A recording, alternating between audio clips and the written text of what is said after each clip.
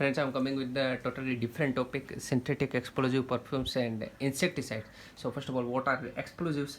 Have a quick look. So explosives are the compounds which upon the thermal or the mechanical shock produce decompose or to produce heat. These are called explosives. First of all, well-known explosive is RDX, also named as the cyclonite. Okay, and its IPAC name is trimethylene trinitramine. Okay, trimethylene trinitramine. Okay, so how it is synthesized? First method to synthesize the RDX or the cyclonite is the Hell method. So in Hell method, we have to take the hexamethylene tetraamine with the nitric acid. We get the product and some byproducts also. Okay, and another method is Ebel-Skeler's-Ross method. We have to react the formaldehyde with the ammonium nitrate and acetic anhydride, okay, to give the desired explosive with the 12 moles of acetic acid. So these are the two methods: Hell method and Ebel-Skeler-Ross method. Okay, third method is Bachmann method, in which we have to take the hexamethylene tetraamine with the nitric acid, ammonium nitrate and acetic anhydride to produce the desired explosive with the moles of acetic acid. Okay, so specifically we have to take the amines and acids and anhydrides to club them to get the explosive. So fourth method is a bit of unique. In Wolfram method, we have to take the formaldehyde with the potassium sulfamate. So what happens? We get a cyclic structure with the SO3 K units directly linked to each nitrogen, and when we react with it with the nitric acid, and all these units gets replaced with the nitrate. Okay, so we get the RDX. Okay, now when the RDX is clubbed with the trinitrotoluene or and aluminium, pure aluminium. Okay, trinitrotoluene is also known as the well-known explosive. So when these three react with each other, the compound produced is called the tropex, which could be used for the drilling mines or the depth charges under the earth, or the preparing the bomb cells, or could be desensitized with the wax or oil. Okay, so these are these things provide non-fictional environment to this specific compound. Another well-known explosive is PETN, penta erythritol tetra nitrate. Okay, so we have to take this acetaldehyde, react with formaldehyde units and club in presence of the calcium hydroxide. So we get this desired product, in which the old hydrogens are replaced with the CH2OH, CH2OH, CH2OH units. Now this further reaction with the formaldehyde, we get this molecule, and upon the nitration, we replace each hydrogen of this hydroxyl functionalities with a nitrate ion. Okay, so we get PETN, penta erythritol tetranitrate. This is the second explosive. Third explosive is well known, trinitrotoluene. From name it is clear that it would be synthesized from the toluene. So toluene upon nitration gives the ortho and para nitration products, and also the mixture of para and nitro in the single compound also.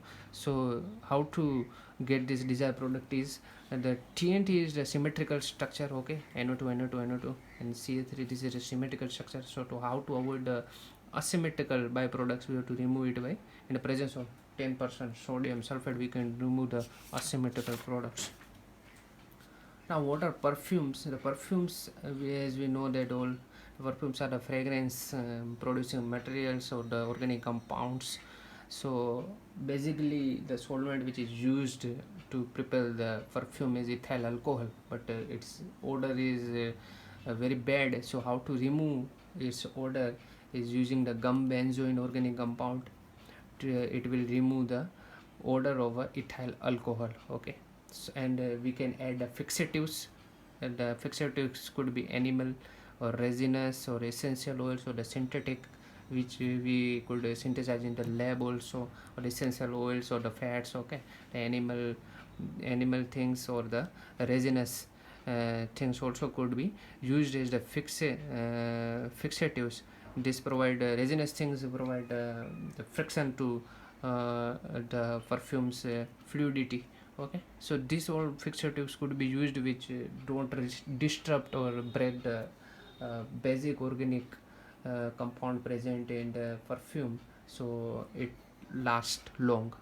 So first variety of that is nitro musk, musk xylene, musk ketone, and musk ambrotti. How they are prepared, let's see. Musk xylene and musk ketone, from the name it is clear that the xylene would be used as a starting material, which upon the Friedel Crap alkylation produce this specific moiety. Now this moiety could also be used for producing musk xylene and the musk ketone separately or simultaneously. In the presence of nitric acid, all the vacant position of this phenyl ring get replaced with NO2. Okay, so every proton around that replaces with NO2, and so we get musk xylene. But if we do the acetylation, okay, in the presence of acetyl chloride, then we get this ortho position gets occupied with the COCH3, the ketonic group.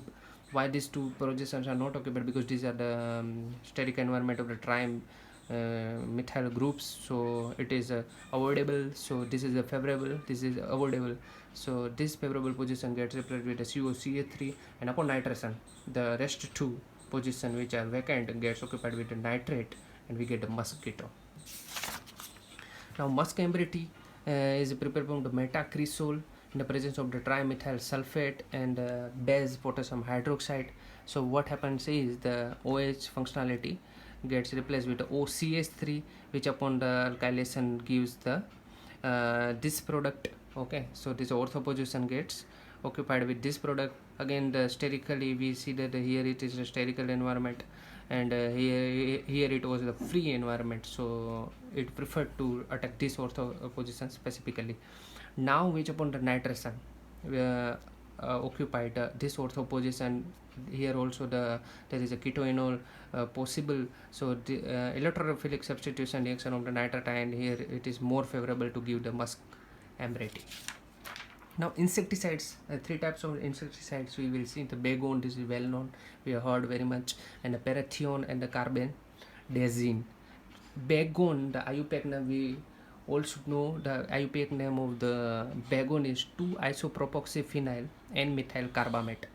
Okay, so the 2-isopropoxyphenol would be used as a starting reactant with the methyl carbonyl carbamate. Name, from name it is clear the what reactant we have to take. So we get HCl gets removed, okay, and we get Baygon as the product. So this is the Baygon which could be prepared. Now Parathion, it could be prepared from the sodium nitrophenoxide and the diethyl phosphochloridothionate. How it is named? Diethyl, okay, clear, phosphorochloridothionate, okay, thionate. So this is the in which the NaCl gets removed and we get the ethyl linkage, and okay, here I have not given the IUPAC name. How to name it is dimethoxy paranitro phenoxy phosphorothionate. Okay, so this is the way how to name it. Last one is carbendazim, which is prepared from the orthovalent diamine, which is available in the laboratories also, and the potassium thiocyanate in the presence of this methoxychloroformate. So we get this as the product, which upon cyclization we get this units gets liberated and in the cyclization reaction, and we get this cyclized product which is named as 1-phenyl benzimidazole 2-carbomic acid methyl ester. Okay, so this is the carbendazim reaction scheme to synthesize. I will be coming with a few more such informative talks on my next upcoming videos. Thank you.